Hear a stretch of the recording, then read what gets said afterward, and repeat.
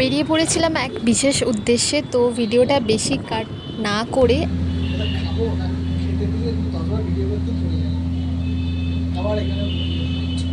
একটা ভিডিও তোমাদের সাথে আমি শেয়ার করলাম। ভিডিওটা কিন্তু শেষ অবধি তোমরা দেখতে থাকো।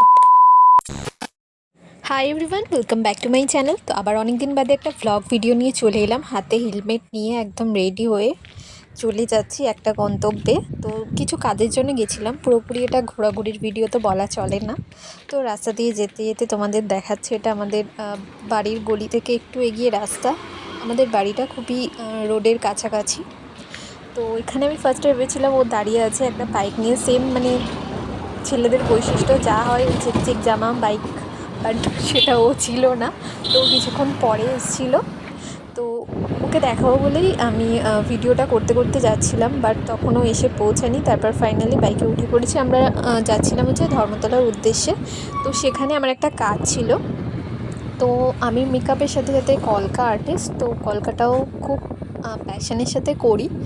তো সেই কারণে আমি একজনের থেকে কলকা ব্রাশ নেব বলে সেখানে পৌঁছেছিলাম, কারণ কলকা ব্রাশ সব জায়গায় কিন্তু অ্যাভেলেবেল থাকে না, আর থাকলেও সেটা খুব সুন্দর হয় না। আর একজন কলকা আর্টিস্ট তখনই হতে পারে যদি তার ব্রাশটা সুন্দর হয়, তবে তার হাতের কাজটাও অবশ্যই খুবই গুরুত্বপূর্ণ। যাই হোক, অনেক বকবক করে ফেললাম। তো চলে যাচ্ছি এই সুন্দর একটা রাস্তা দিয়ে। রাস্তাটা আমার জাস্ট দারুণ লাগে, মানে কি সুন্দর পরিষ্কার, চারদিকে সবুজ একটা রাস্তা। আর দিনটা ছিল একদম রোদ ঝলমলে দিন, খুব বেশি গরম ছিল না আর ঠান্ডা তো নাই। তো এখানে আমরা দেখো ধর্মতলার কাছাকাছি এসে গেছি। এই সেই বিল্ডিং, আর ওই দিকে হচ্ছে প্যালেস হসপিটাল বা নার্সিংহোম কিছু একটা বলে, অতটা আমার খেয়াল নেই। তো যেই কারণে গেছিলাম সেই উদ্দেশ্যে, তো সেই ভিডিওটা করাই হয়নি একদম, যে থেকে কলকা ব্রাশ নিচ্ছি বা কিছু, সেটা আমি করতেই পারিনি। তো একই জায়গা দিয়ে আমরা মোটামুটি অনেকবার ঘোরাঘুরি করছিলাম, কারণ সেখানে এসে ততক্ষণে ও পৌঁছায়নি যার কাছ থেকে আমি কলকাতা নেব। তো দেখো কি সুন্দর একটা ভিউ, মনে হচ্ছে আমরা কোনো পাহাড়ের চূড়ায় এসে গেছি। তো এই ব্রাশগুলোই আমি তার থেকে নিয়েছিলাম। তো সেইখানে সেই টাইমে আমি তাকে দেখাতে পারিনি। আর বাইকটা নিয়ে বারবার আমরা ঘোরাঘুরি করছিলাম একই জায়গা দিয়ে, কারণ ওখানে কোথাও দাঁড়ানোর জায়গা নেই, মানে সব জায়গাতেই নো সিগন্যাল, এরকম একটা নো পার্কিং এরকম লেখা ছিল। তো তারপর দেখো এই কলকা ব্রাশ দিয়ে আমি এই কলকার ডিজাইনটা করেছি। এটা মোটা ব্রাশ দিয়ে করেছি, দেখেছি দুটোর পার্থক্য কীরকম হয়।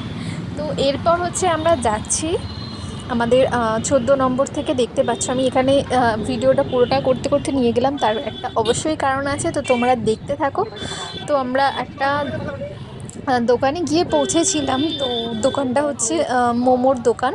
তো মোমোটা বেশ ভালো খেতে, বাট সেভাবে খুব একটা হয়তো প্রচলিত নয় দোকানটা, সেরকম ভিড় হয় না, বাট রিজনেবল প্রাইসের মধ্যে বসে পাখার হাওয়ায় সুন্দরভাবে খাওয়া যায়। তো আমি পুরো ভিডিওটাই করতে করতে গেছি যাতে তোমরা লোকেশনটা চিনতে পারো মোমোর দোকানটা ঠিক কোথায় আছে। তো আমাদের 14 নম্বর থেকে একটু এগিয়ে গেলেই রায়দের মাঠ পড়বে, তার পাশেই 2-3টে দোকান পরেই এই কিংস মোমোর দোকানটা পড়ছে।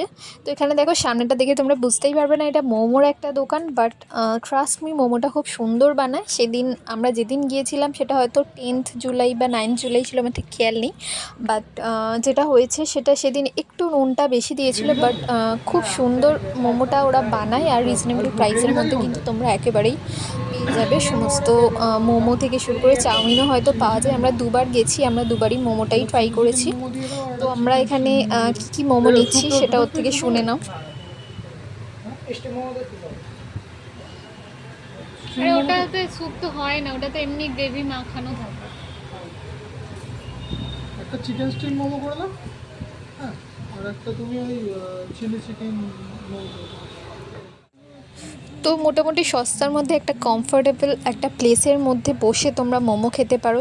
তো এখানে যতক্ষণ মোমোটা না আসছে আমরা এইভাবে ক্যামেরা করছিলাম, দুজনে বসে বসে বোর হচ্ছিলাম। আর ওর কাছে বেশিক্ষণ ক্যামেরাটা দিলাম না, কারণ ওর সামনে ক্যামেরাটা ধরলেই ও ভীষণ নাটক করতে শুরু করে দেয়। দেখো ওর নাটক শুরু হয়ে গেছে, ও কিন্তু জানে আমি ক্যামেরা করছি। তারপরে দেখো কি করছে।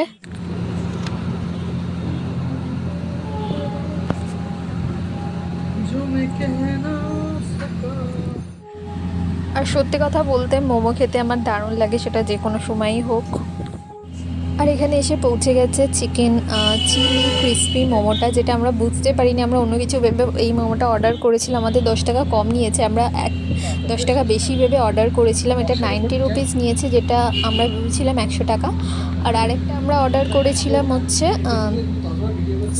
স্টিম মোমো, যেটার প্রাইস নিয়েছিল 70 টাকা। তো খুব একটা ডিফারেন্স নেই, আর খেতেও সুন্দর, খালি নুনটা একটু সেদিন ভুল করে বেশি দিয়েছিল। আগের বার যখন আমরা খেয়েছিলাম নুনটা একদম পারফেক্ট ছিল। আর এটা যেহেতু ক্রিস্পি সেই কারণে একটুখানি কাটতে অসুবিধা হচ্ছে। এটা একদম গোটা গোটা খেয়ে নিলে খুবই ভালো টেস্ট। তো আর দোকানটা হয়তো খুবই আন্ডার রেটেড, বাট খেতে খুবই ভালো জিনিসপত্র। তো তোমরা যদি কখনো যাও তো দোকান থেকে ট্রাই করো। 14 নম্বর থেকে একটু ভিতরের দিকে দোকানটা, খুব বেশি ভিতরে না, মোটামুটি কাউকে জিজ্ঞেস করলেই বলে দেবে। বা তোমরা গিয়ে সোজা চলে যেতে পারো, কিংস মোমো বললে দোকানটা দেখবে, সেখানেই চলে গিয়ে তোমরা খেতে পারো। খুবই সুন্দর।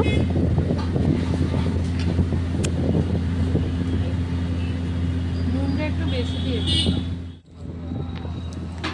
তো এখানে দেখো আরেকটা মোমোও এসে গেছে, স্টিম মোমো, যেটা আমরা একটু পরে স্টার্ট করেছি। আর আমরা 2 প্লেট নিয়েছিলাম, তো দুজনে শেয়ার করে এইভাবেই খেয়েছি। যতবারই ওর দিকে ক্যামেরা করি ও কিন্তু এইরকমভাবেই আমাকে আর কি অপমান করে। দেখো কি বলছে, এরপর শোনো তোমরা।